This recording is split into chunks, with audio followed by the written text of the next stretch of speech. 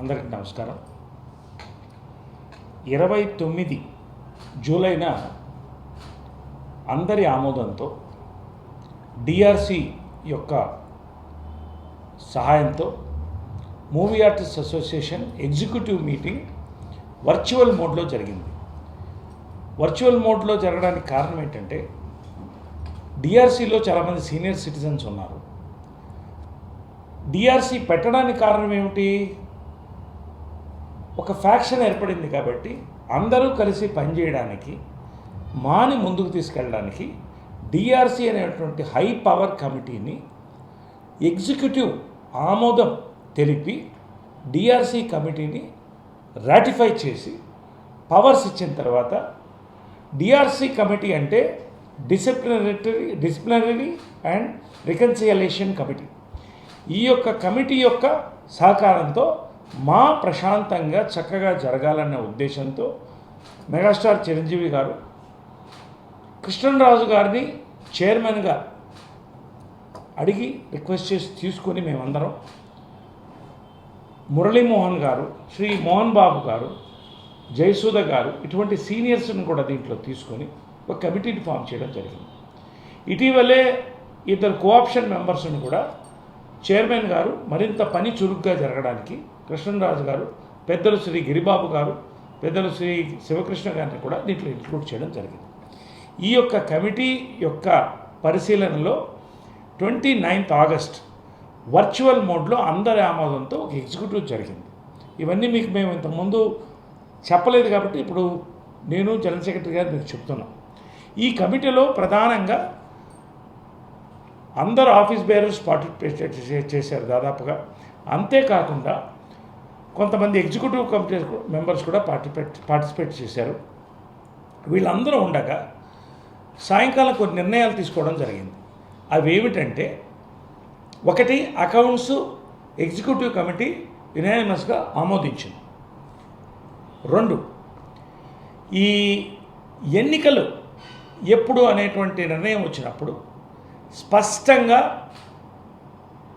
Supreme court కానీ, high courts కానీ, Chennai high court కానీ, కల్కటా హైకోర్ట్స్ కానీ, కొన్ని హైకోర్ట్స్ ఎలక్షన్ నిర్వహిస్తే మర్డర్ ఛార్జెస్ మేము ఎలక్షన్ నిర్వహించిన వాళ్ళ మీద పెడతామనేటువంటి ఒక వార్నింగ్ ఇవ్వడంతో అన్ని ఎలక్షన్స్ కోవిడ్ టైంలో జరగడానికి లేదు, 50 మంది కంటే అసెంబ్లీ ఎక్కడ జరగడానికి లేదు అన్నటువంటి పరిస్థితిలో, 3వ కోవిడ్ వేవ్ వచ్చేటువంటి పరిస్థితిలో ఎన్నికలకి పర్మిషన్స్ లేని పరిస్థితిలో ఎన్నికలు ఇప్పుడే కావాలని కొంతమంది అడిగినప్పుడు మేము దానికి సిద్ధంగా ఉన్నాం. ఎన్నికలు ఏ రోజుకైనా సిద్ధంగా ఉన్నాం. కానీ డిఆర్సి ముందు పెడుతున్నాము.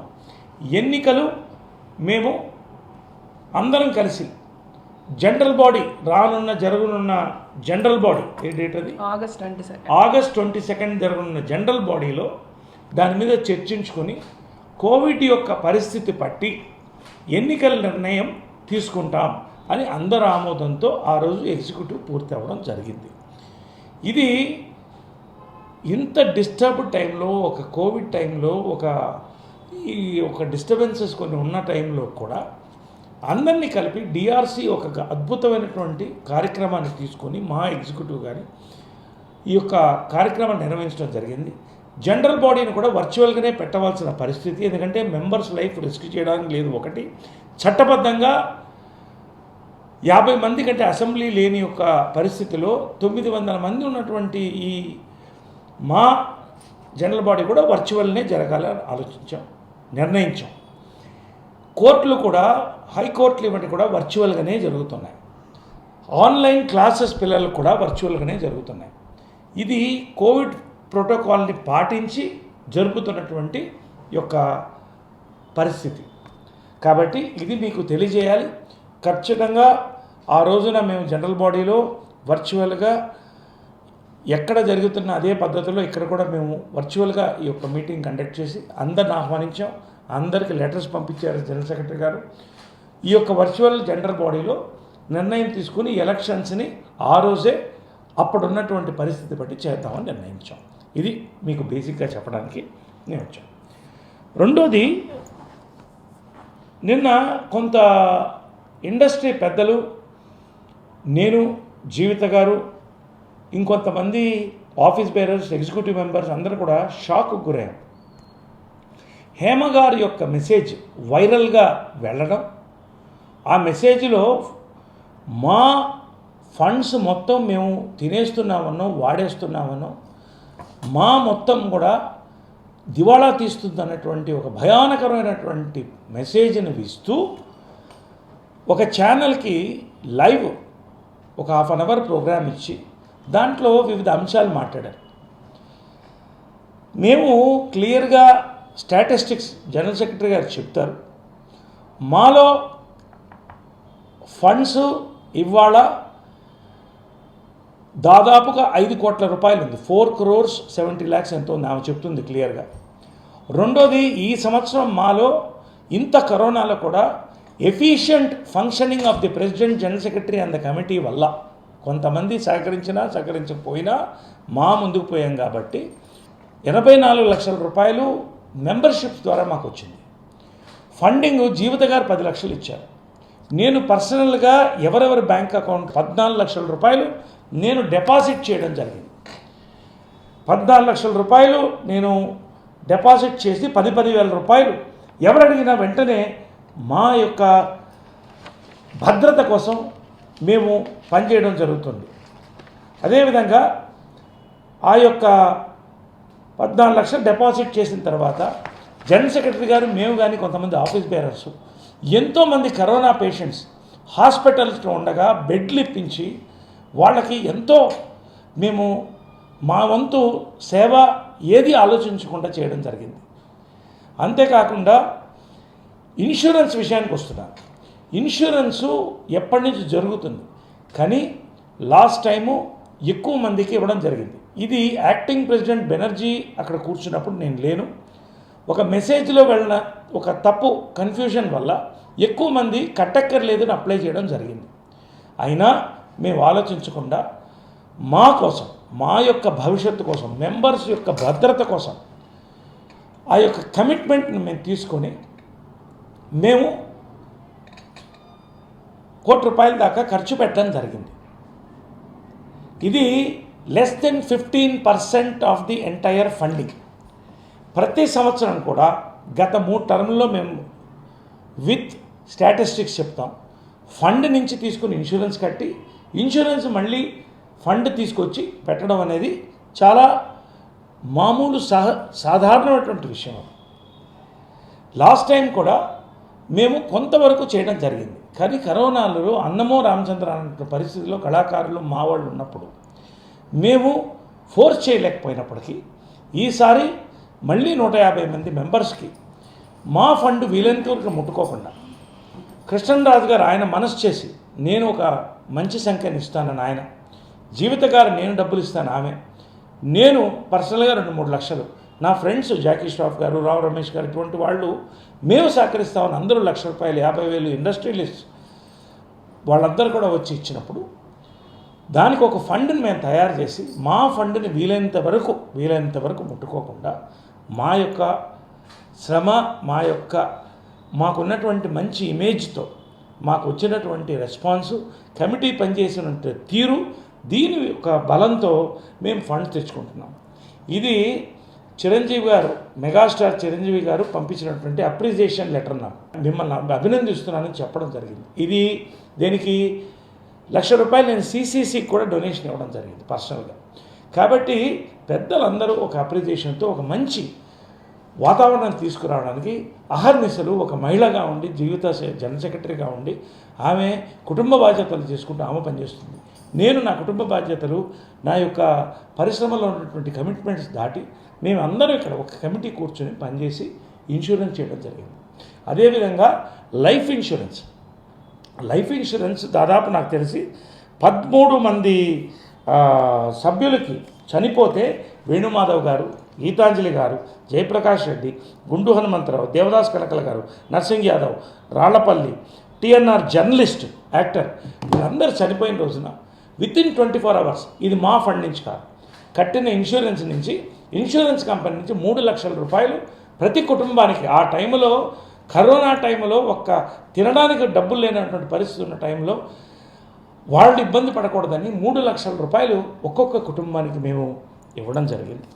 అంతేకాకుండా పెన్షన్లు 6,000 రూపాయలు ఇస్తున్నాం. 50 మందికి కాదు, 33 మందికి ఎంత ఇస్తున్నాం. 6,000 రూపాయలు కూడా మాకు వచ్చినటువంటి ఫండ్ నుంచి కాదు, దాని నుంచి వచ్చినటువంటి ఇంట్రెస్ట్లో మేము ఇస్తున్నాం. ఇది మీకు అన్ని స్పష్టం చేయాలి. ఒక్కసారి ప్రెసిడెంట్ జనరల్ సెక్రటరీ ఇద్దరు కూర్చొని బాధ్యత మా మీద ఉంది కాబట్టి, మేము చెప్పాల్సిన బాధ్యత ఉంది కాబట్టి మేమిద్దరం కలిసి కూర్చొని చెప్తున్నాం. ఉద్యోగాల కోసం జీవిత నేను లాస్ట్ టైం 35 మందికి మేము ఇప్పించాం వేషాలు. ఆమె నడుము కట్టుకొని రైటర్స్ అసోసియేషన్ మేమందరం వెళ్ళి ఇచ్చాం. కానీ కరోనా వచ్చింది కాబట్టి దాన్ని ముందుకు తీసుకెళ్ళకపోయి చేస్తాం. అదేవిధంగా మాకు ఒక యాంథమ్ని ఇచ్చాం. అదేవిధంగా 2 వీలర్స్ 4 ఇచ్చాం. 2 వీలర్స్ కరోనా మన ఫండ్ నుంచి కాకుండా 3 లక్షల రూపాయలు వసూలు చేసి డొనేషన్ రూపంలో మా మీద ఉన్నటువంటి క్లీన్ ఇమేజ్ ఉన్న దీంట్లో చిరంజీవి గారు ముందు, కృష్ణరాజు గారు ముందు, చిరంజీవి గారు ముందు, మోహన్ బాబు గారు ముందు మేము బహిరంగంగా వచ్చిన డొనేషన్స్తోనే రిసీవ్ చేశాం తప్ప మా ఫండ్ నుంచి మేము ముట్టుకోలేదు. అదేవిధంగా ఫస్ట్ టైం మా చరిత్రలో 11,32,467 రూపాయలు ఇన్కమ్ ట్యాక్స్ రీఫండ్ వచ్చింది. ఈ ఫండ్ కూడా ఉన్నది. ఇవన్నీ కూడా పెట్టుకొని మా మెంబర్స్కి ఎక్కువ మంది యువతను ఆహ్వానించాలని 90,000 రూపీస్కి 10,000 రూపాయలు అందరూ నిర్ణయం తీసుకుని చేశాం. ఇవాళ 90,000 రూపీస్కి మా మెంబర్షిప్ ఇచ్చాం మొన్నటి దాకా కూడా. ఇదే కాకుండా వాయిదా పద్ధతుల్లో కూడా 25,000 రూపీస్ ఇస్తే గోల్డ్ కార్డ్ ఇచ్చి యువతను చాలామంది ఆహ్వానిస్తే దాదాపు నాకు తెలిసి 87 మంది ఈ కమిటీ ప్రెసిడెంట్ జనరల్ సెక్రటరీ ఆధ్వర్యంలో చేరారు. ఇవన్నీ కూడా efficient functioning of the committee వల్ల జరిగింది. ఇంతవరకు నేను చెప్పదలుచుకున్నాను. కానీ ఒక్క విషయం నేను మనవి చేస్తున్నానండి.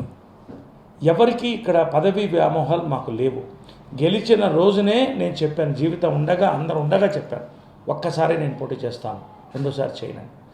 మార్చు ఎలక్షన్స్ సెప్టెంబర్ జరిగేది మార్చికి పెట్టాం. మళ్ళీ సెప్టెంబర్కి ఎందుకు వెళ్ళింది? పరుచూరు గోపాలకృష్ణ గారు చెప్పిన దానిపైన వెళ్ళింది. జనరల్ బాడీ ఆమోదంతో వెళ్ళింది. ఇప్పుడున్నటువంటి కరోనా పరిస్థితుల్లో ఎలక్షన్ పెడితే మా మీద మర్డర్ ఛార్జెస్ వచ్చే అవకాశం ఉంది. ఎవరు బాధ్యత వహించాలి? దానికి మీరందరూ తప్పించుకుంటారు. నేను బాధ్యత వహించాలి. తర్వాత ఫండ్స్ మిస్ అయ్యిందని ఒక మాట వచ్చింది. ఇది చాలా మనసు కష్టం వేసింది. మేము ఇండస్ట్రీలో పాతుకుపోయినటువంటి కుటుంబాలు 2-3 తరాలుగా మేము మా డబ్బులు మా అమ్మ 30 లక్షల పైన ఇచ్చింది. నేను ప్రతి నెల 20,000 ఇస్తున్నాను, చిన్నదో పెద్దదో. మొన్న కావాల్సినప్పుడు 15 లక్షలు ఇచ్చాను. జీవిత 10 లక్షల రూపాయలు వాళ్ళ కష్టాలు వాళ్ళ సినిమాలు ఉండగా తీసుకొచ్చి వాళ్ళు గిఫ్ట్ ఇచ్చారు ఈ టర్మ్ బాగా జరగాలని. ఫండ్స్ మేము తిన్నామనడం అనేది ఇది చాలా మాకి డ్యామేజింగ్ యొక్క మా రెప్యుటేషన్కి, ప్రెసిడెంట్ ఆఫీస్కి చాలా డ్యామేజింగ్ యొక్క వెరీ డ్యామేజింగ్ మాట ఇది. ఎందుకంటే నేను ఒక్కడే సంతకం చేస్తే 10,000 రూపాయలు మాత్రమే వస్తుంది. నేను సంతకం చేస్తే 1,00,000 రూపాయలు మాత్రమే డ్రా చేయగలం. 1 కోటి రూపాయలు డ్రా చేయాలి, 50 లక్షలు డ్రా చేయాలి, 10 లక్షలు డ్రా చేయాలంటే 3 సంతకాలు ఉండాలి. అంటే జనరల్ సెక్రటరీ గారు, ప్రెసిడెంటు, ట్రెజరర్ కలిసి మేము డబ్బులు తిన్నామన్నా తప్పండి. నేను ఎవరిని దూషించడం లేదు. నేను ఒకటే ఫైనల్గా కోరుకుంటున్నాను, ఇంతకంటే నేను మాట్లాడదలుచుకోలేదు. ఎందుకంటే ప్రతి వాళ్ళకి నేను సమాధానం ఇస్తూ మేము కూర్చోలేము. కరోనా టైంలో అర్ధరాత్రులు కూడా వెళ్ళి హాస్పిటల్కి, కవిత వాళ్ళ హస్బెండ్ చచ్చిపోతే పిల్లలకి వెళ్ళి హాస్పిటల్లో కూర్చుండు.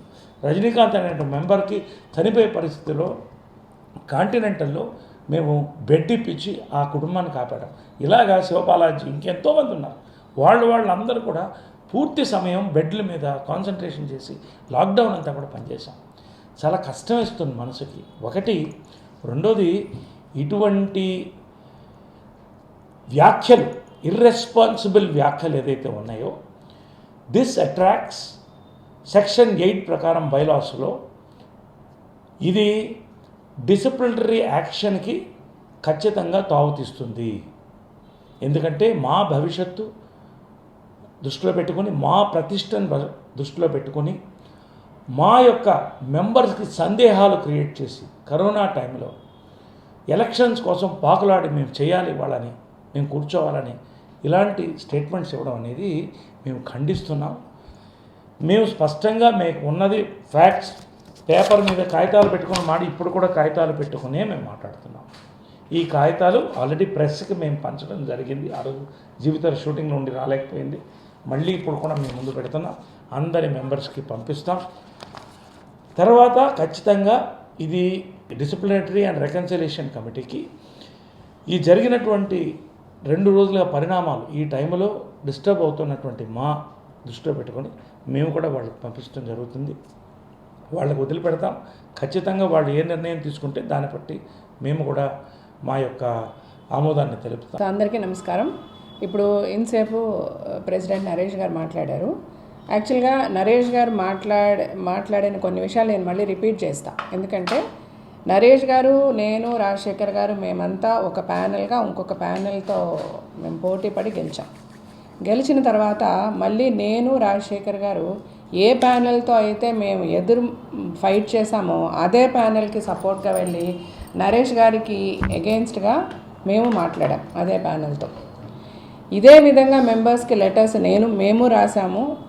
అంటే ఆపోజిట్ ప్యానెల్తో, ఏది శివాజీ రాజా గారు హెడ్ చేసిన ఒక ప్యానెల్తో మేము ఏ ప్యానెల్తో అయితే ఫైట్ చేసామో ఆ ప్యానెల్తో మేము నరేష్ గారిని ఎదిరించి, నరేష్ గారు వల్ల మాకు ఈ ఇష్యూస్ ఉన్నాయి, ఇవి మనమందరం సార్ట్అవుట్ చేసుకోవాలని ఇదే విధంగా ఈరోజు హేమ గారు నిన్న ఒక లెటరు, అంటే ఆవిడ పర్సనల్గా నేను పంపించాను, మెంబర్స్కి నా ఫ్రెండ్స్కి పంపించానని చెప్పినప్పటికీ అది మరి ఎవరు లీక్ చేశారో, ఎవరన్నా వాళ్ళ ఇంట్లో వచ్చి దొంగతనంగా తీసుకెళ్ళి ఎవరికన్నా చెప్పారో, లేకపోతే ఆవిడ నమ్మిన మెంబర్స్ ఆవిడని బ్యాక్ స్టాప్ చేసి మరి మీడియాకి ఇచ్చారో మనకు తెలియదు. కానీ అది మీడియాలోకి అయితే ఆవిడ వాయిస్ మెసేజ్ కానీ ఆవిడ లెటర్ కానీ తప్పకుండా మీడియాలోకి వచ్చింది. అండ్ దెన్ దాని తర్వాత ఫాలోడ్ ఆవిడ ఏబిఎన్లో ఒక ఇంటర్వ్యూ కూడా ఇచ్చారు.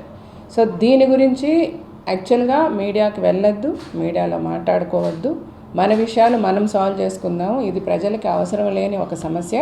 ఇది ఇండియా చైనా, ఇండియా పాకిస్తాన్ సమస్య కాదు, మూవీ ఆర్టిస్ట్ అసోసియేషన్కి సంబంధించిన ఒక సమస్య. ఏదున్నా మన ఇండస్ట్రీలో పెద్దవాళ్ళు ఉన్నారు, మన సమస్యలు మనం చర్చించుకుందాం, మన ప్రాబ్లమ్స్ మనం సాల్వ్ చేసుకుందాం. మనం అనవసరంగా మీడియాకి వెళ్ళి మనం ఫూల్స్ కావద్దని చాలాసార్లు చాలా నిర్ణయాలు తీసుకున్న తర్వాత కూడా ఇలాగొచ్చి ఎందుకు మాట్లాడాల్సి వస్తుందంటే వేరే ఆప్షన్ లేక మాట్లాడాల్సి వస్తుంది.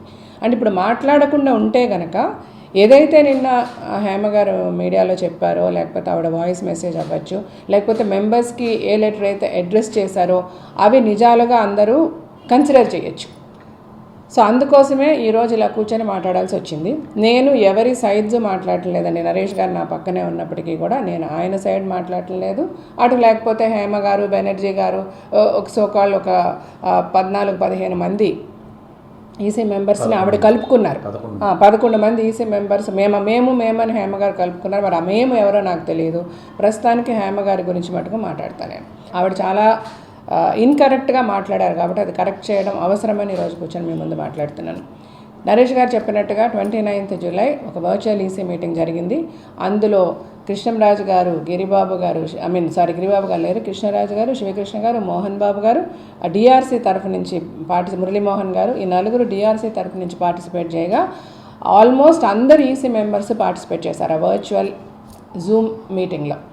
ఆ రోజు చాలా అంటే ఆల్మోస్ట్ 2.5 hours జరిగింది డిస్కషన్. 2.5 hours డిస్కషన్లో చాలా డెసిషన్స్, అంటే ఇది ప్రతిదీ డిస్కస్ చేసాం. అకౌంట్స్ దగ్గర నుంచి అకౌంట్స్ అందరూ ఆమోదించడం జరిగింది. ఆ పర్టికులర్ మీటింగ్లో ఆడిటర్ గారు as well as legal adviser గారిని కూడా ఇంక్లూడ్ చేశాము. ప్రతి మెంబరు మాట్లాడారు, ప్రతి మెంబర్కి ఉన్న డౌట్స్ క్లారిఫై చేయడం జరిగింది. బట్ అగైన్ మళ్ళీ ఆ లెటర్లో eligibility of the existing meeting గురించి ఎందుకు మాట్లాడాల్సి వస్తుంది అన్నది నాకు అర్థం కాలేదు. ఎందుకంటే ఇప్పుడు ప్రతిసారి మార్చ్ టు మార్చ్ ఎలక్షన్స్ జరుగుతాయి. సో ఈసారి మార్చ్లో ఎలక్షన్స్ జరగలేదు కాబట్టి ఇప్పుడున్న కమిటీకి పవర్ ఉందా అన్న క్వశ్చన్ ఒక మెంబర్ డాక్టర్ రవి గారు అడగడం జరిగింది. దానికి క్లియర్గా లీగల్ అడ్వైజర్ గారు మళ్ళీ ఒకసారి ఎలక్టెడ్ బాడీ మళ్ళీ ఎలక్షన్స్ జరిగేంత వరకు this elected body has got all the powers to run the officers అన్నది చాలా క్లియర్గా చెప్పడం జరిగింది. ఇలాగ ప్రతి క్వశ్చన్స్కి అంటే I request the media or the members, మెయిన్గా మీడియా కూడా రావాలి. అండ్ మెంబర్స్, ప్రతి మెంబర్ని మేము ఇండివిజువల్గా చెప్పలేను కాబట్టి నేను చెప్తున్నాను. I'm not taking any sides. ఆ ఈసీ మీటింగ్ మినిట్స్ కూడా నేను నోటీస్ బోర్డులో పెట్టిస్తాను. ఒక్కసారి ఆ ఈసీ మీటింగ్లో ఏమేమి క్వశ్చన్స్ అడిగారు, వేటికి సమాధానాలు చెప్పాము, దేనికి అన్నిటికీ ఒక క్లారిటీకి వచ్చి మొత్తం ఈసీ మెంబర్స్ ఒక తాటి మీదకి వచ్చి ఒక డెసిషన్ తీసుకొని August 22న ఏజీఎం నడుపుతాము. ఆ ఏజీఎంలో ఎలక్షన్స్ గురించి డిస్కస్ చేస్తాము, అకౌంట్స్ రాటిఫై చేసుకుంటాము. ఎలక్షన్ డిస్కషన్ అంటే డిసైడింగ్ ద డేట్ ఆఫ్ ఎలక్షనే, అంతే కదా. ఏ రోజు ఎలక్షన్ పెట్టుకోవాలన్నది ఈరోజు ఈసీ మీటింగ్లో డేట్ ఫిక్స్ చేసేయాలి. అంటే ఫస్ట్ జనరల్ బాడీ మీటింగ్లో ప్రతిసారి మార్చికి జరిగే ఎలక్షన్స్ ఇక నుంచి సెప్టెంబర్లో జరిగితే బాగుంటుంది అని పరుచూరి గోపాలకృష్ణ గారు ఒక సజెషన్ చేశారు. అప్పుడు the total executive committee members అందరూ కూడా అటెండ్ చేశారు. జనరల్ బాడీలో చాలా ఫస్ట్ జనరల్ బాడీ అంటే మేము విన్ అయిన తర్వాత ఫస్ట్ జనరల్ బాడీలో, మా కమిటీ విన్ అయిన తర్వాత ఫస్ట్ జనరల్ బాడీలో ఎప్పుడైతే పరుచూరి గోపాలకృష్ణ గారు సజెస్ట్ చేశారో దానికి కూడా ఒక రీజన్ చెప్పారు ఆయన. మనం మార్చిలో కనుక ఎలక్షన్స్ పెట్టి మనం గెలిచిపోతే మనకి జూన్లో మనము జనరల్ బాడీ పెడతాము. అప్పుడు మనకి ముందు వర్క్ చేసిన కమిటీ పెట్టిన ఖర్చుల్ని, అకౌంట్స్ని మనము రాటిఫికేషను, మనం ఎక్స్ప్లెనేషన్ ఇవ్వాల్సిన అవసరం వస్తుంది.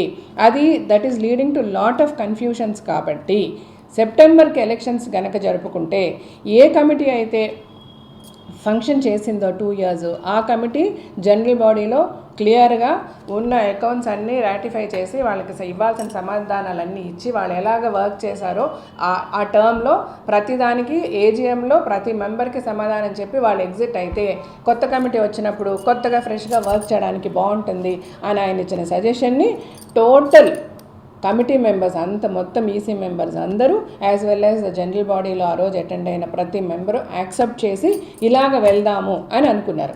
ఆ తర్వాత సెప్టెంబర్ నుంచి ఎలక్షన్స్ అనే ఒక ఉద్దేశంతోనే నడుపుతూ వచ్చాము. ఆ తర్వాత జరిగిన 1-2 ఈసీ మీటింగ్లు కూడా జరిగాయి. వాటిల్లో కూడా మళ్ళీ ఈ జనరల్ బాడీ ఎలక్షన్స్ అన్నది డిస్కస్ చేసుకోకపోయినప్పటికీ అందరిమీ ఒక అండర్స్టాండింగ్తో సెప్టెంబర్ నుంచి ఎలక్షన్స్ అన్న థాట్లోనే నడిచింది. కానీ సరే మార్చిలో పెట్టాలన్నా ఏప్రిల్లో పెట్టాలన్నా మెయిన్గా కోవిడ్ ఈ పాండమిక్ సిచ్యువేషన్లో మార్చిలో కానీ ఏప్రిల్లో కానీ మన ఎలక్షన్ పెట్టే పరిస్థితి లేకుండా అది కూడా మొన్న ఈసీలో చాలా క్లియర్గా సరే మీరు అలాగనుకున్నారు, మేము ఇలాగనుకున్నాం, ఏదేమైనా పెట్టాలనుకున్నప్పటికీ మనకి కోవిడ్ సిచ్యువేషన్ ఉన్నందువల్ల జరగలేదు, గవర్నమెంట్ ప్రోటోకాల్ ఉంది, వీటన్నిటి వల్ల జరగలేదు. ఓకే, ఇప్పుడు మన అంతా ఒక అండర్స్టాండింగ్కి వచ్చి సెప్టెంబర్లో పెట్టుకుందాం. As per the first general బాడీలో తీసుకున్న నిర్ణయం ప్రకారం సెప్టెంబర్ 2nd సండే ఎలక్షన్స్ పెట్టుకుందాం అన్న థాట్ ఉంది. అది అలా ఉంచుకుందాం. కానీ ఇప్పుడు ఈరోజు ఈసీ మీటింగ్లో డేట్ ఫైనలైజ్ చేయాలి అని కొంతమంది మెంబర్స్ అడిగినప్పుడు మన డిఆర్సీ చైర్మన్గా కిషన్రాజు గారు అవ్వచ్చు, మోహన్ బాబు గారు అవ్వచ్చు, అందరం కలిసి ఏమన్నారంటే ఇప్పుడు మనము డేట్ అన్నది అనౌన్స్ చేయకుండా మనము ఇది ఏజీఎంలో పెట్టుకుందాము. ఇమీడియట్గా ఈ రోజు నుంచి 21 daysలో వర్చువల్గా ఈ ఏజీఎం కూడా వర్చువల్గానే కండక్ట్ చేస్తున్నాము. మళ్ళీ సేమ్ కోవిడ్ ప్రోటోకాల్ వల్ల ఈరోజు మనం ఫిజికల్గా ఏజీఎం కండక్ట్ చేయలేము కాబట్టి అందరిమీ ఎలక్షన్స్కి ప్రిపేర్ అయ్యాం కాబట్టి ఈ ఎలక్షన్ డేట్ అన్నది ఏజీఎంలో మనము ఫైనలైజ్ చేసుకుందాము అని ఒక అండర్స్టాండింగ్ వచ్చాం. ఈ AGM in between AGM DRC కూడా ఒకసారి వాళ్ళు మీట్ అయ్యి అసలు ఎలక్షన్స్ ఎలా నడపాలి, ఏమి నడపాలి, ఉన్న ప్రోటోకాల్ ఏంటి, రేపు కోవిడ్ సిచ్యువేషన్ ఎలా ఉంటుంది, వీటన్నిటి మీద కూడా పెద్దలు కూడా ఒక నిర్ణయం తీసుకుంటాం, మాకు కొంచెం టైం ఇస్తే ఇవన్నీ కూడా ఏజీఎం రోజు చక్కగా డిస్కస్ చేసి హెల్దీగా ఎలక్షన్స్ డేట్ అనేది ఫైనలైజ్ చేసుకుందాం అనుకున్నాం.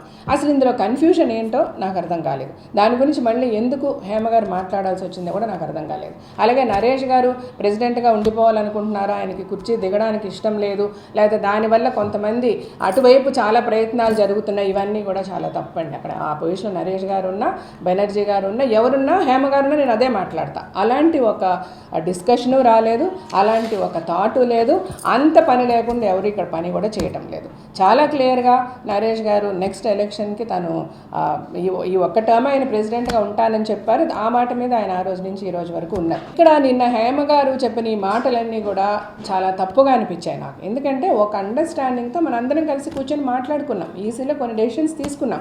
అసలు అవసరం ఏమొచ్చింది? ఇప్పుడు ఎలక్షన్స్ ఎవరు పెట్టమంటున్నారు? మెంబర్స్కి కన్ఫ్యూజన్ దేనికి? మనం మెంబర్స్ని ఎక్కడికి లీడ్ చేస్తున్నాం? మెంబర్స్ అనే వాళ్ళకి దయచేసి నేను ఏమి రిక్వెస్ట్ చేస్తున్నానంటే please give them the freedom to think and vote.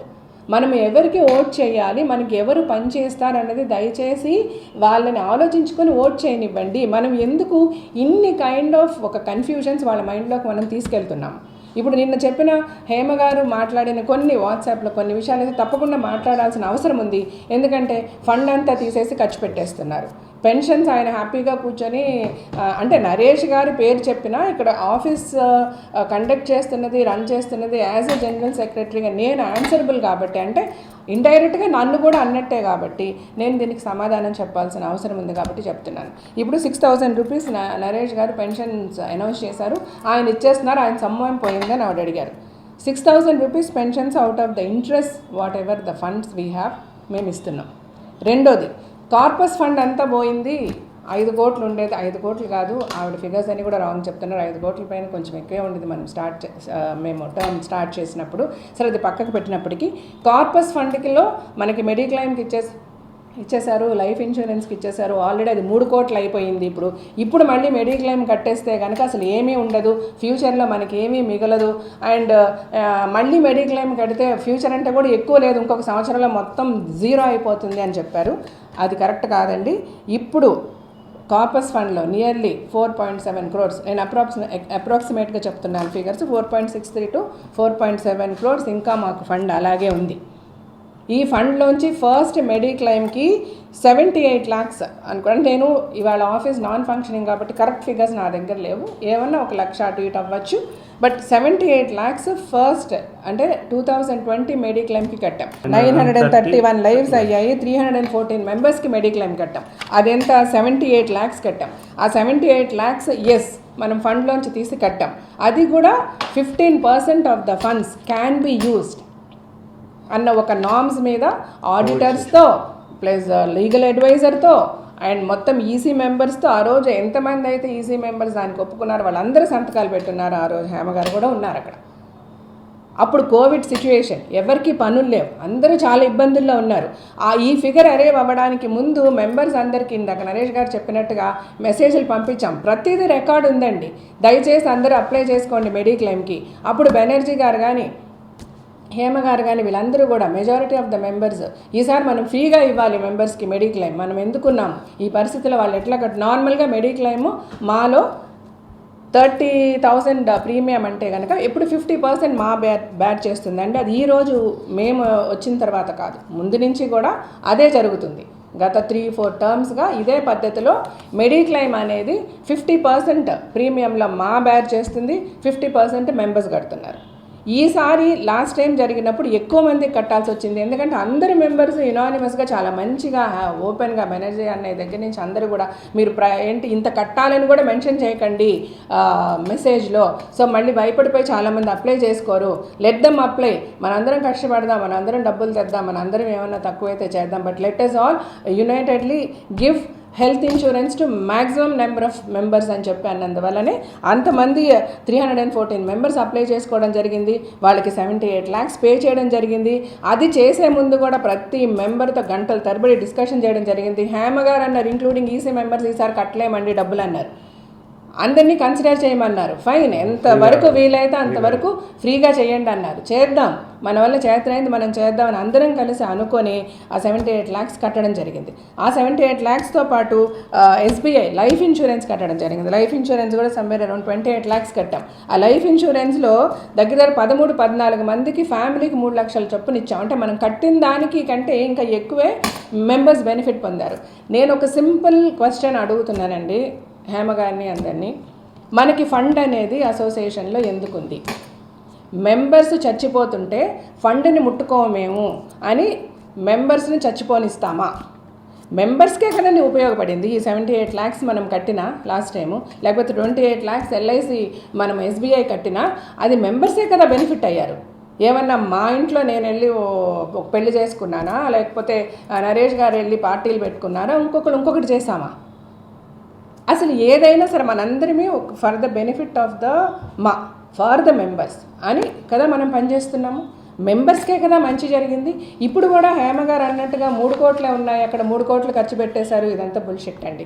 First I request Hema గారు to come and check the accounts, to see what are the bank balances, bank balance ఎంత ఉంది, ఫండ్స్లో ఎంత మిగిలాయి, పెన్షన్స్కి ఎంత వెళ్తుంది, ఎంత ఇంట్రెస్ట్ వస్తుంది, ఎంతమందికి పెన్షన్స్ ఇస్తున్నాము. 50 మందికి పెంచేశారు, 33 మందికి 34 మందికి మ్యాక్సిమం 35 మందికి ఇప్పుడు పెన్షన్స్ ఇస్తున్నాము. ఆ పెన్షన్స్ కూడా ఇంట్రెస్ట్లోంచి ఇస్తున్నాము. ఇంకొకటి ఆవిడ అంటూ ఉన్నారు, మా టైంలో మేమున్నప్పుడు హ్యాట్స్ ఆఫ్ టు హేమ గారు. ఇన్ని ఇయర్స్ ఆవిడ మాలో పనిచేశారు. ఆవిడ she loves the association, she does a lot for the association. I really appreciate. కానీ హేమ గారు అన్నట్టుగా మేము ఎప్పుడూ ఫండ్స్లోంచి డబ్బులు తీయలేదు. మేము ఎక్స్పెన్సెస్ కూడా మేము బయట నుంచే తెచ్చుకున్నాము. ఛాయ్ ఇక్కడ అసలు ఛాయ్ ఎవరిమి తాగము, ఛాయ్ కూడా మా డబ్బులతో తెచ్చుకున్నాము. బయట నుంచి అడుక్కొని తెచ్చి మాని నడిపించాము. కానీ ఇప్పుడు మాలోంచి పీకేసి మేము ఖర్చు పెట్టలేదు అన్నారు ఆవిడ. ఇప్పుడున్న పాండమిక్ సిచ్యువేషన్లో ఎవరిని ఏ షోలు చేయగలము, ఎవరిని ఏం అడగగలము, ఎవరు వచ్చి హెల్ప్ చేయమని అడగగలము, ఎవడి కుటుంబాన్ని ఎవడు ఎలా కాపాడుకోవాలని చచ్చిపోతున్నారు ఇక్కడ. ఈ పరిస్థితుల్లో వెళ్ళి ఏమండి దేహి మాకు చేయండి అని వెళ్ళి అడగాలమా? అంత కర్మలో ఉందమ్మా. మా ఎలక్షన్కి మేము కంటెస్ట్ చేసే ముందు మోస్ట్ ఆఫ్ ద పెద్ద హీరోస్ నాకు చెప్పారు, పద్ధతిగా చేయండి జీవిత, మేమందరం యూఆర్ ఆల్ విత్ మేము తీసుకున్న రెమ్యూనరేషన్ ఎవ్రీ మూవీకి ఇంత అని ఇలా మీరు అడిగితే ఇస్తామన్నారు. కానీ ఏ మొహం పెట్టుకొని వెళ్ళి అడగాలి? ఆవిడ అన్నారు, హేమ గారు అన్నారు, నరేష్ గారు ఏమండి పాండమిక్ ఉంది కదా, ఈ సిచ్యువేషన్ మేము ఎలా డబ్బులు అడుగుతామని అన్నారు. సరే 1 year ఏమన్నా చెయ్యాలి అంటే మీరు ఎవరన్నా చేయనిచ్చారా? 24 గంటలు గొడవలే. ఈసీ మీటింగ్లకు వెళ్తే అదొక థర్డ్ వరల్డ్ వార్ లాగా నడుస్తుంది EC meeting. 24 hours. Last time ఏం జరిగింది, ఆ ముందే ఏం జరిగింది? నేను ఈరోజు నరేష్ గారిని కూడా పక్కన పెట్టుకొని మాట్లాడుతున్నాను. ఈ గొడవలు తప్ప నేను రాజశేఖర్ గారు వచ్చి ఏం అడిగాం? సరే ఎందుకండి ఆ ఫారెన్ ఇన్సిడెంట్నే మీరు పెట్టుకొని మళ్ళీ దెబ్బలాడుకుంటారు.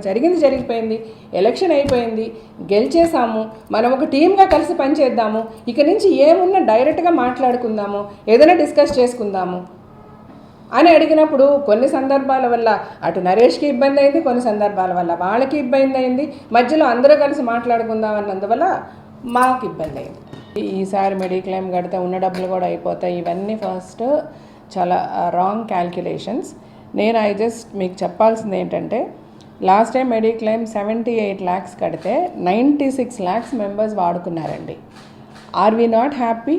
1,00,000 రూపాయలు పెట్టి మెంబర్షిప్ తీసుకొని ఒక మా అసోసియేషన్లో ఒక మెంబర్కి ఉపయోగపడిందండి.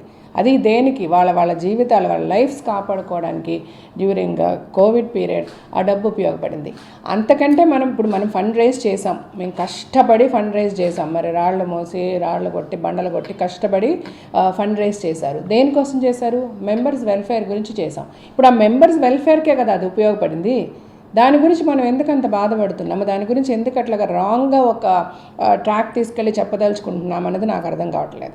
సో అలాగే ఎస్బీఐ లైఫ్ ఇన్సూరెన్స్ 16 మంది మెంబర్స్ చనిపోతే ఫ్యామిలీకి 3 లక్షల చొప్పున 48 lakhs వరకు కవర్ అయిందండి. ప్రతి ఫ్యామిలీకి 3 లక్షలు చొప్పున ఇచ్చాం. మనం కట్టింది ఎంతండి ఎస్బీఐ లైఫ్ ఇన్సూరెన్స్కి?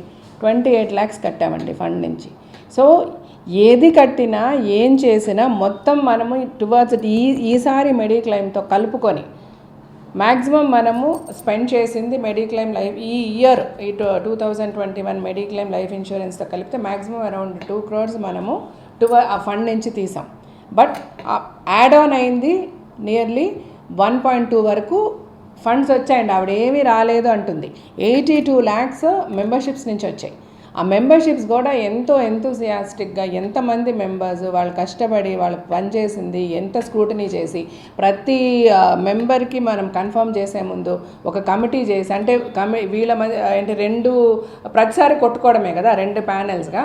సో మధ్యలో నేనుండి ఒక గ్రూప్ ఒకటి క్రియేట్ చేసి ప్రతిదీ ఆ గ్రూప్లో పెడుతూ మేము అంత వర్క్ చేసి ఇంతమంది మెంబర్స్ని తీసుకొని నియర్లీ 82 lakhs మేము మెంబర్షిప్స్ దగ్గర నుంచి వచ్చింది. అలాగే బయట ఇందాక నరేష్ గారు అన్నట్టు రాజశేఖర్ గారు ఒక 10 lakhs, ఆయన ఒక కోవిడ్ టైంలో ఒక 16 లక్షలు మెంబర్స్కి ఖర్చు పెట్టారు. ఎంతోమందికి ఫుడ్ గ్రెయిన్స్ ఇచ్చాము, ఎన్నో హాస్పిటల్స్, ఇలాగ అన్ని డబ్బులుగా చూసుకుంటేనే more than 1 crore ఫండింగ్ లోపలికి వచ్చింది.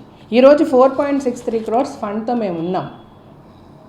ఇన్ స్పైట్ ఆఫ్ మెడిక్లెయిమ్లు కట్టి ఇన్సూరెన్స్లు కట్టి ఇవన్నీ చేస్తే అంటే అసలు ఎక్కడ మంచి డబ్బు మిస్యూటిలైజ్ అవుతుంది, లేదంటే ఆవిడ మిస్యూటిలైజ్ ఆవిడ అన్నారులేండి, మిస్యూటిలైజ్ చేసి ఏదో మోసాలు చేసేసి తీసుకెళ్ళిపోయామని మేము అనలేదు. కానీ ఉన్న ఫండ్నంతా పెన్షన్లకు ఇచ్చేస్తున్నారు, లేకపోతే మెడిక్లెయిమ్లు కట్టేస్తున్నారు, ఇలాగైపోతే మనం ఏమైపోతామని. అలాగా కాదండి. 110% ప్రతి మెంబర్కి మేము చెప్పదలుచుకుంటున్నది, కట్టిన డబ్బులు ఇవి అంటే దయచేసి ఏ మెంబర్ అన్నా కూడా ఓపెన్గా ఆఫీస్కి రావచ్చు, కనుక్కోవచ్చు, ప్రతి అకౌంట్ డీటెయిల్స్ మీరు చూసుకోవచ్చు. మనకి బ్యాంకులో ఏదన్నా ఇంట్లో తీసుకెళ్ళిపోయి లేదా గుంట తవ్వి లోపల పెట్టేసే విషయాలు కాదు కదండి, ఇవన్నీ ఓపెన్ థింగ్స్. బ్యాంకులో ఎంత ఉంది, ఎంత ఖర్చు పెట్టాం, దేనికి ఖర్చు పెట్టాం, ఎవరికి ఇచ్చాం, ఏది ఇచ్చినా పెన్షన్లు ఇచ్చినా వెల్ఫేర్ ఆఫ్ ద మెంబర్స్ గురించే కదండి. మెడిక్లెయిమ్ కట్టినా వెల్ఫేర్ ఆఫ్ ద మెంబర్స్ గురించే కదా. ఎస్బీఐ కట్టిన ఎస్బీఐ కట్టిన మెంబర్స్ వెల్ఫేర్ గురించే కదా. దీనివల్ల బాగుపడింది ఎవరు? మెంబర్సే కదా. ఏ విధంగా ఇక్కడ మెంబర్స్ని మోసం చేస్తున్నాము? ఇప్పుడు సరే 1 year ఎవరు ఏం పని చేశారు, ఏం సంపాదించారు, మరి మిగిలిన ఇప్పుడు మేమంతా ఒకటి అని ఒక గ్రూప్ గురించి మాట్లాడుతున్నారు. మరి వాళ్ళంతా కష్టపడి తెచ్చేయచ్చు కదా లక్షలు. ఎవరు ఆపుతున్నారు? డబ్బులు తీసుకురండి. మీకంతా మీకున్న ఫేస్ వాల్యూ మాకు లేకపోవచ్చు, మీరు అడిగితే ఇచ్చే డబ్బులు మాకు ఇవ్వకపోవచ్చు. దయచేసి తీసుకురండి ప్లీజ్. ఎవరు వద్దంటున్నాం? మీరు ఏదన్నా ఫండ్ తీసుకొస్తే మేము అకౌంట్లో ఏమైనా బయట ఇక్కడ ఎవరైనా పడేస్తున్నారా? మొన్న ఈసీ మీటింగ్లో కూడా అన్నాం, ఈసారి లాస్ట్ టైం మెడిక్లెయిమ్లో మోస్ట్ ఆఫ్ ద మెంబర్స్ కట్టలేదు. లాస్ట్ టైమే కట్టలేదు అని అనుకుంటే అంతకుముందు టర్మ్స్లో కూడా నేను చూశాను. మరి మీరందరూ నడిపిన అంతకుముందు టర్మ్స్లో కూడా మెడిక్లెయిమ్ 50% మూవీ ఆర్టిస్ట్ అసోసియేషన్ కడితే 50% మెంబర్స్ కట్టాలంటే ఆ 50%లో 20-25% కట్టారు. అలాగే ఈసారి లాస్ట్ టైం కోవిడ్ వల్ల ఆ 25% అనేది 10% కట్టారు. దానిని రెక్టిఫై చేయడానికి డెఫినెట్గా ప్రయత్నిద్దాము. కొంచెం ఈ కోవిడ్ సిచ్యువేషన్ రిలాక్స్ అయ్యి ఏ విధంగానన్నా మనం బయటకు వెళ్ళి ఒక షో చేయాలన్నా, ఇంకొకటి చేయాలన్నా, ఒక హీరోని అడగాలన్నా మనం గొడవలు లేకుండా మనము ఒక మంచి హార్మనీతో ఒక మంచి సరౌండింగ్స్ క్రియేట్ చేస్తే హెల్ప్ చేయడానికి చాలామంది ఉన్నారు. బట్ ఇలా మన గురించి మనం వెళ్ళి బయట ఇలా చెప్పుకుంటూ ఉంటే ఎవరు వచ్చి మనకి హెల్ప్ చేస్తారు? అసలు ఇక్కడ ఏం జరిగిపోయిందని మనం మాట్లాడుతున్నాం. ఎలక్షన్స్ ఎవరు పెట్టమంటున్నారు? ఎవరు ప్రెసిడెంట్ సీట్లలో కూర్చొని ఉండిపోవాలి? ఎవరు చెప్పారు? మీరు ఎక్కడ విన్నారు? ఎవరో అనుకుంటున్నారు, ఎవరో చేసుకుంటున్నారు అని మెంబర్స్కి ఇట్లాగా రాంగ్గా గైడ్ చేయడం చాలా తప్పు. హేమ గారు, డైరెక్ట్గానే నేను మీకు చెప్తున్నాను. ఈసీ మీటింగ్లో మీరు ఉన్నారు, నేను ఉన్నాను, అందరివి ఉన్నాము. అంత క్లియర్గా ఇదే మరి ఈసీ మీటింగ్లో ఏ ఆర్గనైజేషన్ అయినా, ఏ అసోసియేషన్ అయినా జనరల్ బాడీలో పక్కా మనం తీసుకున్న డెసిషన్స్ రాటిఫై చేయాలి. General body is the supreme authority అని అందరికీ తెలిసిన విషయమే. మాటల్లో అన్నారు కూడా మొన్న మీరు, మేమంతా ఈసీలోనే డెసిషన్ తీసేసుకుంటామండి, జనరల్ బాడీ అవసరం లేదు, ఇప్పుడు ఎలక్షన్ డేట్ డిసైడ్ చేయండి అని అన్నారు. అలా ఎలా అంటారు? జనరల్ బాడీలో మనం డిసైడ్ చేసి మాట్లాడుకోకుండా ఎలక్షన్ డేట్ ఎలా తీసుకోగలుగుతాం? అందుకనే మీకు చెప్పి మీకు ప్రామిస్ చేసి మీరు డిలే చేసేస్తారు ఏజీఎం అని నన్ను అంటే కూడా నేను మీ అందరికీ ప్రామిస్ చేశా, ఎట్టి పరిస్థితులు ఈ రోజు నుంచి 21 daysలో నేను ఏజీఎం పెడతానండి, అది వర్చువల్గా పెట్టిస్తానండి. I will make sure it will work. And ఏజీఎంలో మనం ఎలక్షన్ గురించి కాల్ తీసుకుందాము, అందరికీ ఎలక్షన్స్ కావాలి అని.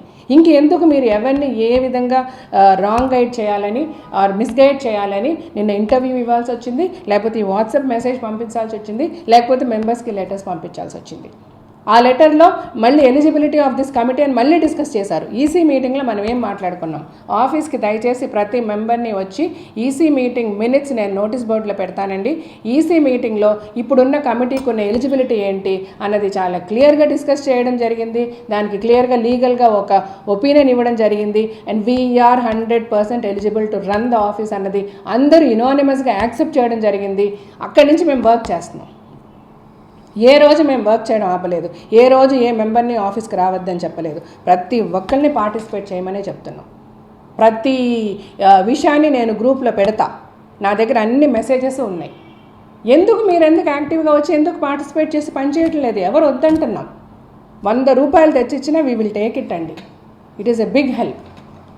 ఎవరం కాదని లేదు, ఎవరికి చేతనైంది వాళ్ళని చేస్తున్నాం. మీరే అన్నారు ఏంటి ఈ గ్రూపులు 2 కొట్టేసుకుంటున్నారు అని చెప్పేసి మధ్యలో చిరంజీవి గారు వచ్చి డిసిప్లినరీ ఏంటి రీకన్సిలేషన్ కమిటీ పెట్టామని మీరే కదా అన్నారు. మరి ఇప్పుడు ఈరోజు ఎందుకు ఆ డిసిప్లినరీ అండ్ రీకన్సిలేషన్ కమిటీని తప్పు చెప్తున్నారు?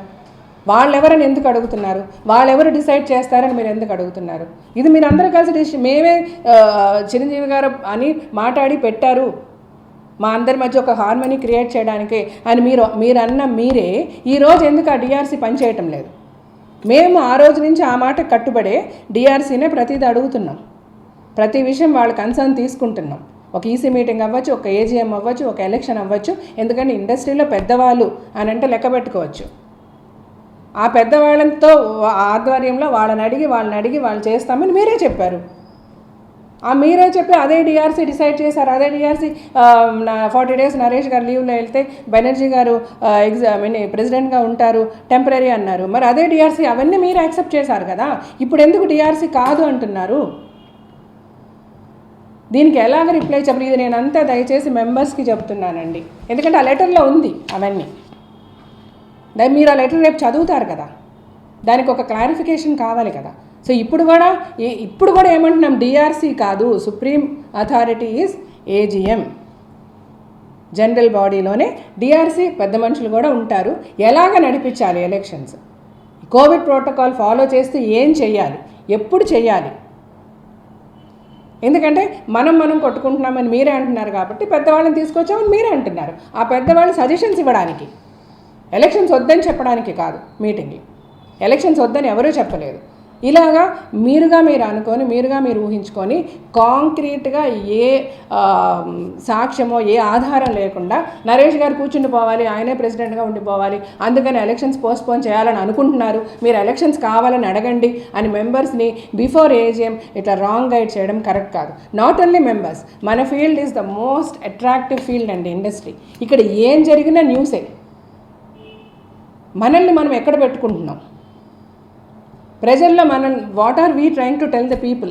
ఇక్కడ ఎవరు ఏం చేసేసారు, ఎవరిని ఏం మోసం జరిగిపోయింది, ఎవరిని రావద్దంటున్నారు. అసలు ఇట్స్ లైక్ చాలా హార్టింగ్గా ఉంది అండి ఇలా కూర్చొని మాట్లాడడానికి. బట్ ఒకటి చెప్పదలుచుకుంటున్నాను నేను, అంతా మంచే జరిగింది.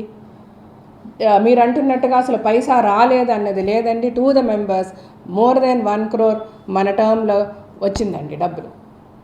అండ్ ఇప్పుడు మనం డ్రైన్ అయిపోయాము, మనకు జీరో బ్యాలెన్స్ కాదండి. 4,70,00,000 వరకు మనకి ఇప్పుడు ఫండ్లో ఉందండి. ఈసారి మెడిక్లెయిమ్ కూడా కట్టేశామండి 60 లక్షలు. మెంబర్స్ దగ్గర నుంచి డబ్బులు రావాలి. ఈసారి రిక్వెస్ట్ చేస్తున్నాం, ఫుల్ ప్రీమియం కట్టుకోగలిగిన మెంబర్స్ దయచేసి కట్టుకోండి అంటున్నాం. ప్రతి ఒక్కరు కలిపితేనేనండి చేయగలం. జస్ట్ ఒక ఈసీ కమిటీ ఇంతమంది మెంబర్స్ని ఎన్నుకున్నప్పుడు ప్రతి మెంబరు ఫైట్ చేయండి. సరే ఓకే, మీకు హార్మోని లేదు, నరేష్ గారితో మీరు కలిసి పనిచేయరు, లేకపోతే ఇంకొకరితో రాజశేఖర్ గారితో పనిచేయరు, నాతో పనిచేయరు, లేకపోతే నాకు ఇష్టం ఉంది కష్టం ఉంది. బట్ యాజ్ ఎన్ ఇండివిజువల్ మిమ్మల్ని ఓటేసి గెలిపించినప్పుడు మీరు మా మెంబర్స్కి you are always open to do things అండి. మీరేం చేశారు? వచ్చి చెయ్యండి. ఎవరు వద్దంటున్నారు? ఎందుకు మెంబర్స్ని రాంగ్గా గైడ్ చేస్తున్నారు? కూర్చొని డబ్బులు ఖర్చు పెట్టేస్తున్నారని. ఎవ్వరు కూర్చొని డబ్బులు ఖర్చు పెట్టేయడం లేదండి. పెట్టిన ప్రతి పైసా కూడా అరే మేము బిల్డింగ్ కట్టుకోవడానికి ఇదేంటండి ఇట్లా వాడేశారంటే, బిల్డింగ్ ఇంపార్టెంటా, మనిషి చచ్చిపోతుంటే లైఫ్ ఇంపార్టెంటా అండి? బిల్డింగ్ కట్టుకొని తీసుకెళ్ళి సవాలు పెట్టుకోలేం కదా. ఈసారి మనం వాడాము 78 లక్షలు వాడాము అంటే జనాల మెంబర్స్ జీవితాలు కాపాడబడ్డాయండి దానివల్ల. వాళ్ళు డబ్బులు కట్టుకోలేకపోయారు, కట్టుకోగలిగితే కట్టుకుంటారు. ఈరోజు ఇంతమంది పెద్ద హీరోలు ఉన్న ఇండస్ట్రీ రేపు అవసరం ఉంది, ప్రాబ్లం ఉంది సార్ అంటే ముందుకొచ్చి సహాయం చేయలేరా? చాలామంది సహాయం చేసే పరిస్థితుల్లో ఉన్నారండి. మనం ఒక ప్రాపర్ వే క్రియేట్ చేయాలి మాలో ఉండి. మనం ఎలక్ట్ అయిన మెంబర్స్ అందరినీ ప్రతిసారి కొట్టుకోవడం అయిపోతుంది. లాస్ట్ టైం అలాగే జరిగింది, అంతకు ముందుసారి అలాగే జరిగింది, మళ్ళీ ఈసారి కూడా నాకు షాక్. ఒక పక్కన ఒక ప్యానెల్, ఒక పక్కన ఒక ప్యానెల్. దీనికి ఒకటి ఇనానిమస్గా డిసైడ్ చేసుకోవాలి. మనందరిమీ ఒకటే, పొద్దున్న లేస్తే ఒకళ్ళ మొహాలు ఒకళ్ళు చూసుకోవాలి. సరే పోనీ ఇనానిమస్గా వద్దు, మనం ఎలక్షన్ పెట్టుకుందాం. ఓకే, ఎలక్షన్ పెట్టుకుందాము. ఈ పోస్టులు ఉన్నాయి, ఎవరు సేవ చేయగలమని అనుకుంటున్నారో కంటెస్ట్ చేయండి. దీనికి ఎందుకండి ప్యానెల్స్, దీనికి ఎందుకండి వాళ్ళు వీళ్ళకి సపోర్ట్ చేస్తారు, వాళ్ళకి సపోర్ట్ చేస్తారు, ఇవన్నీ అవసరమే లేదండి. మనం పని చేయగలమంటే మన మీద నమ్మకం ఉంటే మెంబర్ వచ్చి ఓట్ చేస్తాడు. ఆయనకు ఒక ఫ్రీడమ్ ఇవ్వండి, మెంబర్స్కి ఒక ఫ్రీడమ్ ఆఫ్ మైండ్ ఇవ్వండి, వాళ్ళని ఆలోచించుకొని ఇవ్వడానికి. ఇలాగ ఊరికినే రాంగ్గా ఎందుకు మనం వాళ్ళని గైడ్ చేయాలి? వాళ్ళకి ఏమి ఇస్తున్నాము? ఈ రాంగ్ గైడెన్స్ వల్ల ఒక కన్ఫ్యూషన్, ఒక ఇన్సెక్యూరిటీ తప్ప. దయచేసి నేను మెంబర్స్ అందరికీ చేతులు జోడించి నమస్కరించి చెప్తున్నానండి, మీరందరూ చాలా సెక్యూర్డ్గా ఉన్నారు. మాలో ఏమి అన్యాయాలు, ఏమి మోసాలు, ఏమి మిస్యూటిలైజేషన్లు జరగడం లేదు. ప్రతి పైసా మెంబర్ వెల్ఫేర్కే ఉపయోగపడింది. ప్రతి పైసా మెంబర్ వెల్ఫేర్కి ఎగ్జిక్యూటివ్ మెంబర్స్ అందరితో ఒక డిస్కషన్ చేసి డిఆర్సీ వచ్చిన తర్వాత డిఆర్సీతో కూడా డిస్కషన్ చేసి, అంటే పెద్దవాళ్ళు ఇండస్ట్రీలో ఉన్న సోకాల్ పెద్దవాళ్ళతో మాట్లాడే ప్రతి పైసా ఖర్చు పెట్టడం జరిగింది. అండ్ ఆ ప్రతి పైసా కూడా మెంబర్ వెల్ఫేర్కే కదా ఉపయోగపడింది.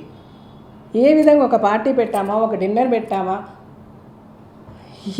ఏ విధంగా మిస్యూటిలైజేషన్ జరిగింది అంటే నాకు నిజంగా అంటే this is to the public, ప్రజలకు చెప్తున్నాను. We are extremely sorry. మా ఇష్యూస్ ప్రతిసారి మీ ముందుకు తీసుకొచ్చి చాలామంది నేను కమెంట్స్ కింద చూస్తుంటారు, అరే మీ ప్రాబ్లం మీరు చూసుకోండి అయ్యా మాకు ఎందుకని చాలామంది కమెంట్స్ పెడుతుంటారు మా గురించి ఏదైనా వస్తే. సో అలాంటి వాళ్ళకి చెప్తున్నాను, extremely sorry for the trouble sir, but there is no other వే.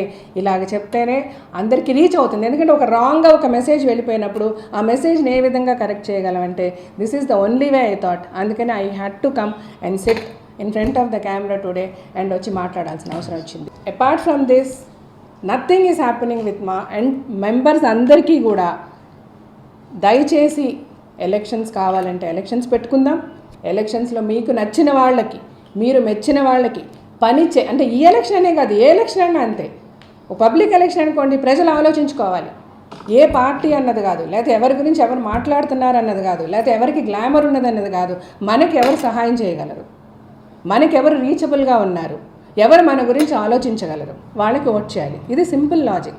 మా ఎలక్షన్ అన్నా కూడా అంతే.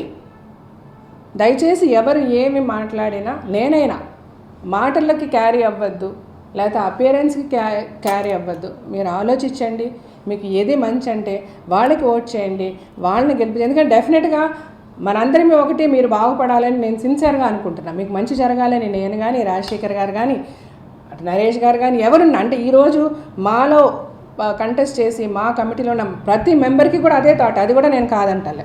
ఈరోజు హేమ గారికి కూడా అదే అభిప్రాయమే. హెల్దీగా మనం ఎలక్షన్కి వెళ్దాము, హెల్దీగా మనకి ఓట్ చేయమని అడుగుదాము. అంతేగాని ఒకరి మీద ఒకరు లేనిపోనివి చెప్పుకొని, లేకపోతే మాలో అదైపోతుంది ఇదైపోతుంది, వాళ్ళు ఉంటే అలా అయిపోతుంది, మేము వస్తే ఇలా అయిపోతుంది, అలాంటి టాపిక్స్ లేకుండా, ఎందుకంటే అలాంటిది జరగటం లేదు కాబట్టి జెన్యున్గా మనం కంటెస్ట్ చేద్దాము. మీరేం మంచి చేయగలరో చెప్పండి. మెంబర్స్ని వాళ్ళకి మీరు కేర్ చూపించండి, వాళ్ళకి కేర్ తీసుకోండి, గెలవండి. అలా చేద్దాం అందరినీ. మేమైనా మీరైనా let's follow this healthy way అని చేతులు జోడించి నమస్కరిస్తూ మెంబర్స్కి ఇంకొకసారి మాలో ఏమీ తప్పులు జరగలేదు. Every single rupee is spent in the right way. రేపు మనం ఈ ప్రపంచం మొత్తం ఫేస్ చేస్తుంది కోవిడ్. ఈ కోవిడ్ బారి నుంచి బయటపడిన రోజు మనం ఫండింగ్ ₹1 కాదండి, ₹10 తెచ్చుకోగలం. ఎందుకంటే ప్రతి ఒక్కరు సపోర్ట్ చేయడానికి రెడీగా ఉన్నారు. మన ఇండస్ట్రీలోనే మనం బయటకి, మనది crores of rupees సంపాదించి పెడుతున్న ఒక ఇండస్ట్రీ, అటు గవర్నమెంట్కి కూడా crores of rupees ట్యాక్సెస్గా ఇస్తున్న ఒక ఇండస్ట్రీ. ఎవరో దగ్గర చేతులు చాచాల్సిన అవసరమే లేదు మనకి. మన ఇండస్ట్రీలో మన వాళ్ళే చాలామంది మనకు సహాయం చేయడానికి రెడీగా ఉన్నారు. So in the best possible way మాని మనము చాలా పెద్ద లెవెల్కి తీసుకెళ్ళగలము, అన్నెసెసరీ పాలిటిక్స్ని పక్కన పెడితే. సో వన్స్ అగైన్ మెంబర్స్కి ఎవ్రీథింగ్ ఈజ్ ఫైన్. ప్రతి ఒక్కరూ ఏ క్షణం అనుకుంటే ఆ క్షణం, మన ఆఫీస్ మార్నింగ్ 9:30 నుంచి ఈవినింగ్ 6-6:30 వరకు ఉంటారు. ఎప్పుడన్నా ఎవరన్నా రండి, ఇట్స్ యువర్ బేసిక్ రైట్. ఇక్కడ ఏం జరుగుతుందో చూడండి, చూసి ఒక నిర్ణయం తీసుకోండి. ఒక కళాకారుడు చిన్న పెద్ద చాలామంది పేదలు ₹1,00,000 ఇచ్చి మెంబర్షిప్ చేసినప్పుడు వాళ్ళకి భద్రత కావాలి, ఉద్యోగ విషయంలో కానీ, అదేవిధంగా ఆరోగ్యపరంగా కానీ, ఒక మెంబర్ చనిపోతే కానీ. కాబట్టి మెంబర్స్ యొక్క welfare is the foremost of every organisation. Members చనిపోయిన తర్వాత ఒక భవనం కట్టుకోవాలి, దాంట్లో అందరు ఫోటోలు పెట్టుకుంటామా? ఒకటే అడుగుతున్నాను. ఖచ్చితంగా భవనం అవుతుంది, అది పెద్ద సమస్య కాదు, ఇందాక జ్యోతి గారు చెప్పినట్టు. కాబట్టి కోవిడ్లో మ్యాక్సిమం చేస్తున్నాం, దయచేసి అర్థం చేసుకోండి. రెండోది, డిఆర్సీ కమిటీ స్పష్టంగా ఒక పీస్ కమిటీ లాగా అరేంజ్ చేసి రాటిఫై చేసి చిరంజీవి గారు, కృష్ణగన్ రాజు గారిని చైర్మన్గా పెట్టి, చిరంజీవి గారు, మోహన్ బాబు గారు, మురళీమోహన్ గారు, జయస్తు గారిని పెట్టాం, రాటిఫై చేసాం మనమే ఎగ్జిక్యూటివ్లో. మరి అదే కమిటీని ఇవాళ సందేహిస్తుంటే అది చాలా పెద్ద క్రైమ్ అని నేను అనుకుంటున్నాను. మనం ఏర్పాటు చేసుకున్న పెద్దల కమిటీ, పైగా రాజశేఖర్ యొక్క నా మిత్రుడు ఎగ్జిక్యూటివ్ వైస్ ప్రెసిడెంట్ రాజశేఖర్ యొక్క రిజిగ్నేషన్ ఆమోదించి మళ్ళీ అందరూ యునానిమస్గా మన ఎగ్జిక్యూటివ్లు అడిగితే మనం మళ్ళీ డిఆర్సీకి మనమే చెప్పుకున్నాం ఆయన తీసుకురండి మళ్ళీ అని. కాబట్టి మనమే దాన్ని రాటిఫై చేసి మనమే వద్దని ఇవన్నిటికీ కన్ఫ్యూషన్కి పక్కన పెట్టండి. DRC is supreme. ఏదైతే హైకోర్టు సుప్రీంకోర్టు ఉంటుందో ఇట్స్ ఎ సుప్రీం. అండ్ మా committee, the president, general secretary and the members of the executive shall run we have all the powers till the elections. ఖచ్చితంగా పవర్స్ని మిస్యూటిలైజ్ చేయకుండా జరుపుతాం. మరొక్కసారి మేము నొక్కి వక్కాణిస్తున్నాం. Last, ఎందుకంటే అనవసరంగా పెద్దవాళ్ళ పేరు తీస్తున్నారండి. ఈమె హేమ గారు ఒక మాట మాట్లాడింది, చిరంజీవి కళ్యాణ లక్ష్మి పథకం మేము పెడతామంటే ఆయన సంతోషపడి చిరంజీవి పేరుతో పెడుతున్నారు, 2 లక్షలు ఇస్తానని చెప్పారండి. అది ఎప్పుడు జరగలేదండి. జరిగింది ఏంటంటే శివాజీ రాజా పీరియడ్లో చిరంజీవి ఈ యొక్క పథకం కళ్యాణ లక్ష్మి పథకం శ్రీకాంత్ పేరులో ఒక పథకం, అప్పుడు ఆయన ఆఫీస్ బేరర్గా ఉన్నాడు. మా అమ్మ పేరుతో, విజయనుల గారి పేరుతో పెన్షన్ పథకం ఇలా పెడితే నేను చిరంజీవి గారికి అందరికీ ఎక్స్ప్లెయిన్ చేశాను, ఇది ఒకళ్ళ పేరు పెడితే ఇంకొక ఇష్యూ వస్తుంది, రేపు శ్రీకాంత్ పేరు పెడితే రాజేంద్ర ప్రసాద్ అడుగుతారు, ఇంకోళ్ళు వస్తుంది, పేర్లు పెట్టొద్దు, మనం ఎవరు ఇస్తే వాళ్ళని సంతోషంగా వాళ్ళని అనౌన్స్ చేస్తాం అని చెప్పి అందరి పేర్లు తీసేయడం జరిగిందండి. నేను హేమ గారికి ఒకటే చెప్తున్నాను, దయచేసి పెద్దవాళ్ళ పేర్లు దీంట్లో లాక్కండి, అనవసరంగా దీంట్లో లాక్కొద్దు. ఎవరు మిమ్మల్ని చిరంజీవి గారి పేరు పెట్టమని ఆయన అడగలేదు. ఇవన్నీ అనవసరంగా మా యొక్క ప్రతిష్టని భంగపరిచే పరిస్థితిలో ఉంది. డైరీ 8.5 లక్షల రూపాయలు అయ్యే డైరీని సేమ్ క్వాలిటీతో 4.5 లక్షల రూపాయలతో శివబాలాజీ వీళ్ళతో కమిటీ వేస్తే వాళ్ళు కూర్చొని అర్ధరాత్రులు పనిచేసి జీవిత గారు వీళ్ళు ఈ డైరీని సేమ్ క్వాలిటీతో తీసుకొచ్చాం. ఆ డబ్బులు ఎక్కడ పోయాయి? మరి ఇవన్నీ మేము సేవ్ చేయలేదా? 11 లక్షల రూపాయలు వెనక్కి రాలేదా? 87 లక్షలు మెంబర్షిప్లో వాటిలో రాలేదా? ₹1 కోటి ఫండ్ వచ్చింది కదా, తప్పండి. లాస్ట్ నేను ఒకటే కోరుతున్నాను, ఇందాక జీవిత గారు చెప్పినట్టు మా ఎలక్షనే కాదు, మీరు మేము ఇప్పుడు ప్రెసిడెంట్ అండ్ సెక్రటరీగా మాట్లాడుతున్నాం. ఒక ఫ్రెండ్లీ కంటెస్ట్, ఒకవేళ కంటెస్ట్ ఉన్నా ఫ్రెండ్లీ కంటెస్ట్గా ప్రశాంతంగా ఒకరినొకరు దూషించుకోకుండా వెళ్ళాలి. రెండోది, మీరు అబ్జర్వ్ చేయండి, మీరు ఇప్పుడు ఓటేశారు, గెలిపించారు, ఈ కమిటీ ఎంత చేయాలో అంత చేశారు, ప్రూఫ్ ఉంది. మీరు మళ్ళీ ఎలక్షన్ వచ్చినా ఓటేసేటప్పుడు సరదాగా ఫ్రెండ్లీగా ఓటు మాత్రం ఫ్రెండ్లీగా వేయద్దు, ఆలోచించండి. మా భవిష్యత్తు మీ భవిష్యత్తు కొరకు ఆలోచించి రెస్పాన్సిబుల్ పీపుల్కి ఓటేయండి. ఎవరన్నా కానివ్వండి, హేమ గారైనా కానివ్వండి, రెస్పాన్సిబుల్ పీపుల్, కలుపుకుపోయే పీపుల్, పనిచేసే పీపుల్కి ఓటేయండి అని నేను ప్రెసిడెంట్ జనరల్ సెక్రటరీ ఇద్దరిని కూడా మిమ్మల్ని, ఎందుకంటే పబ్లిక్ దీంట్లో అబ్జర్వ్ చేస్తున్నారు కాబట్టి ప్రతి వాళ్ళకి కూడా మేము వినిపిస్తాం. నేను నరేష్ గారు ఇద్దరం చెప్పినట్టుగా ఈ డిఆర్సీని ఈసీ మెంబర్స్, ఈసీ కమిటీ మొత్తం అందరం కలిసి పెట్టుకొని వాళ్ళ ద్వారా, వాళ్ళ ఇన్స్ట్రక్షన్స్ ద్వారా మనం ఫాలో చేద్దామని చెప్పిన తర్వాత దీంట్లో లీగల్ అంటే కొంతమంది మెంబర్స్ మాట్లాడుతున్నారు, ఇదో లీగాలిటీ లేదు, లేకపోతే అది లేదు, ఇది లేదు. సో ఇప్పుడు మనం అంతా లీగాలిటీ ప్రకారం కోర్టుల దగ్గర నుంచి ఆర్డర్స్ తెచ్చుకొని అయితే పని చేయమండి. మాలో ఇది ఈ ఇండస్ట్రీ, ఫిల్మ్ ఇండస్ట్రీ మొత్తం కలిపి, అటు ప్రొడ్యూసర్స్, డైరెక్టర్స్, రైటర్స్, ఎవరన్నా సరే ఈ 24 ఫెడరేషన్స్ అందరం కలిపి ప్రతిసారి ప్రతి చిన్న విషయానికి కోర్టుకు వెళ్ళి లీగాలిటీస్ ఉన్నాయని ఎవరం పనిచేయం కదా. ఇది ఏదైనా మంచి చెడు మనకి ఏది మంచి జరుగుద్ది, మరి ఎవరికంటే పని లేకుండా వచ్చి కూర్చున్నారు ఈ పెద్దవాళ్ళందరూ ఇక్కడ మనతో కూర్చొని మాట్లాడడానికి. ఏదైనా మన మెంబర్స్కి మంచి జరగడం గురించి అని వాళ్ళు వచ్చారు, మనము అదే మర్యాదను మెయింటైన్ చేస్తూ మనం రన్ చేస్తున్నాము. ఇందులో లీగాలిటీ ఇష్యూస్ అని కొంతమంది మాట్లాడడం కూడా కరెక్ట్ కాదు. ఇలాంటివన్నీ కూడా రాంగ్ ఐడియాస్ని మీరు మెంబర్స్లోకి తీసుకెళ్ళి వాళ్ళల్లో ఒక భయాన్ని, ఒక ఇన్సెక్యూర్, పాపము ఈ మెంబర్స్ అంతా ఎవరండి, బాగున్న వాళ్ళకి ఇట్స్ నథింగ్. ఇప్పుడు కష్టాల్లో ఉన్నవాళ్ళు, లేకపోతే పూరర్ సెక్షన్, మిడిల్ క్లాస్, ఇలాగా ఉన్న మా మెంబర్స్ అందరికీ కూడా వీళ్ళకి భయం వచ్చేస్తుంది the way we project. So దయచేసి అలాంటి మెంబర్స్కి నేను చెప్తున్నాను, ద హోల్ ఇండస్ట్రీ, అంటే నాట్ ఓన్లీ మన movie artist association, the whole industry is with us. మనకి సహాయం చేయడానికి అటు డైరెక్టర్స్ అవ్వచ్చు, అటు ప్రొడ్యూసర్స్ అవ్వచ్చు. మేము వెళ్ళాము, ఇందాక నరేష్ గారు చెప్పినట్టు మనకి ఆపర్చునిటీస్ కావాలి, మన మెంబర్స్కి ఆపర్చునిటీస్ కావాలి, ప్రతి సినిమాలో ఆపర్చునిటీస్ వచ్చేలాగా ఎలా చెయ్యాలి, చాలా మాట్లాడాం. ఒకటి నేనేంటి హ్యాపీగా ఏం చెప్పదలుచుకుంటున్నానంటే అందరూ సహాయం చేయడానికి సిద్ధంగా ఉన్నారు, మనం దాన్ని రైట్ వేలో తీసుకెళ్ళగలిగితే. సో దయచేసి మనందరినీ ఒక హ్యాపీగా, హెల్తీగా, యునైటెడ్గా ఒక మంచి ఒక పాత్, ఒక వే క్రియేట్ చేసి, ఒక దారి క్రియేట్ చేస్తే అందరూ మెంబర్స్ చాలా బెనిఫిట్ అవుతాము. మూవీ ఆర్టిస్ట్ అసోసియేషన్ నెక్స్ట్ లెవెల్కి మనం తీసుకెళ్ళగలము. ఇవన్నీ కూడా చాలా టెంపరీగా, ఎమోషనల్గా, ఇప్పుడు హేమ గారు మాట్లాడినా ఎవరు మాట్లాడినా ఇవన్నీ కూడా జస్ట్ బేస్లెస్. దేనికి బేస్ లేదు, దేనికి ప్రూఫ్ లేదు. మీకు ఎలాంటి నిజం తెలుసుకోవాలన్నా దయచేసి ఆఫీస్కి రండి, కాల్ చేయండి, నేను వచ్చి ఎక్స్ప్లెయిన్ చేస్తాను మీకు. ఆ రోజు తప్పని మీకు అనిపిస్తే చెప్పుతో కొట్టండి, అంత స్ట్రాంగ్గా నేను చెప్పగలను. Hi guys, this is Sirat Kapoor. Hi, this is Shraddha Das. Hi, this is Anil Ravapudi. Hi, this is Isha Reba. Hi, this is Srinivas Reddy. Hey guys, myself Akshata. Hi, this is Eva Patel. Hi guys, this is Harishankar. Hi, నేను మీ ఆదర్శ్ మాట్లాడుతున్నాను. Top 9 media channel top 9 media.